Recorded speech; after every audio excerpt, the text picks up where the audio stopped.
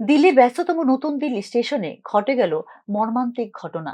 শনিবার রাতে নতুন দিল্লি রেল স্টেশনে যাত্রীদের ভিড় এবং ধাক্কাধাক্কির মধ্যে পদপিষ্টে ৩ শিশু, ১৪ মহিলা সহ মৃতের সংখ্যা অন্তত ১৮ জন।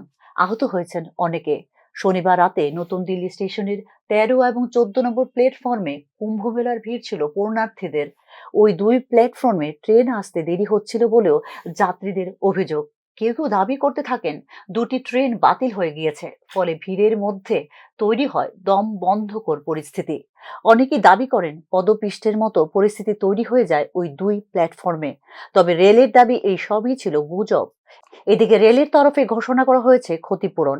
মৃতদের পরিবারকে দেওয়া হবে ১০ লক্ষ টাকা করে। এছাড়া যারা গুরুতর জখম তারা পাবেন ২.৫ লক্ষ টাকা। যাদের আঘাত সামান্য তাদের ১ লক্ষ টাকা করে দেওয়া হবে জানিয়েছে রেল। প্রয়াগরাজ এক্সপ্রেস ১৪ নম্বর স্টেশনে দাঁড়িয়েছিল।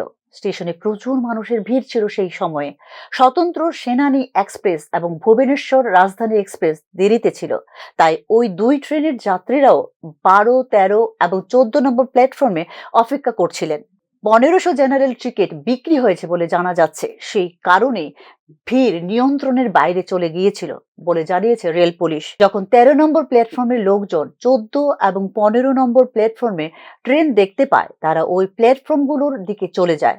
ট্রেনের প্ল্যাটফর্ম পরিবর্তন করা হয়নি, তবে ভিড় এতটাই বেশি ছিল যে তা নিয়ন্ত্রণ করা যায়নি বলে অভিযোগ করেছেন প্রত্যক্ষদর্শীরা।